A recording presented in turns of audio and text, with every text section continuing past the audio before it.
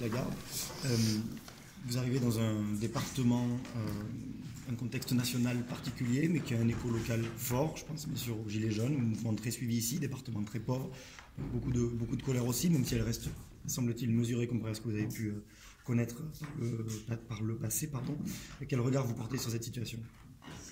Alors effectivement, je vous le confirme, moi j'arrive des Hautes-Pyrénées où la crise a été particulièrement violente. Je salue la volonté pacifiste et organisée des Lot-et-Garonnais.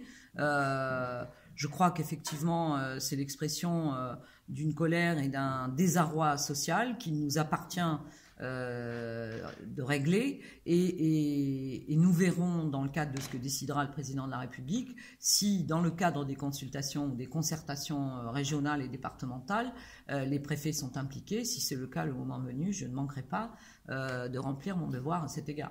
Donc vous êtes ouverte au dialogue avec les Gilets jaunes ? Si, à partir du moment où il souhaiterait rencontrer la préfète et qu'il se serait structuré et organisé pour avoir des porte-paroles, bien sûr, bien sûr. Est-ce que vous êtes prête aussi à rencontrer les agriculteurs, notamment ceux qui portent le projet du lac de Caussade? Vous savez que c'est un projet qui fait polémique. Gros dossier sur la pile. Exactement. Est-ce que vous êtes ouverte au dialogue là aussi? De toute façon, dans le cadre des rendez-vous de courtoisie, je vais contacter le président de la Chambre d'agriculture pour qu'il me reçoive, ou en tout cas qu'on se rencontre.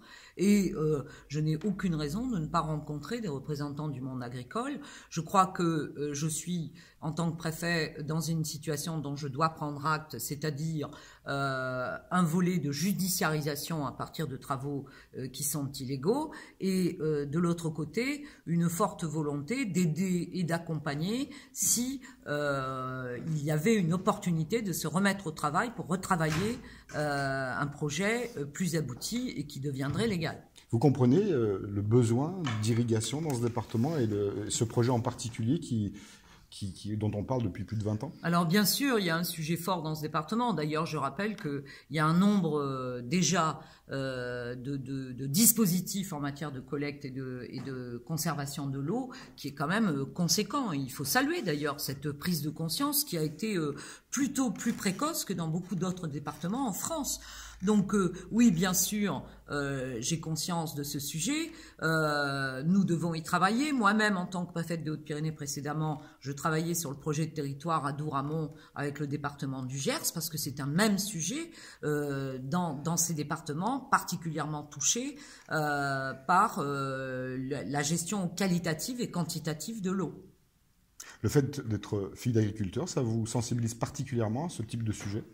Alors, je crois que ça donne une dimension de compréhension et d'ouverture qui est peut-être augmentée par rapport à des personnes qui ne sont pas issues de ce milieu. Ceci dit, le corps préfectoral est un corps d'adaptation et d'adaptabilité, donc je ne prétends pas avoir le monopole de la connaissance des questions agricoles. En tout cas, au plan affectif, ça m'a rendu particulièrement sensible à leur devenir, à leur évolution.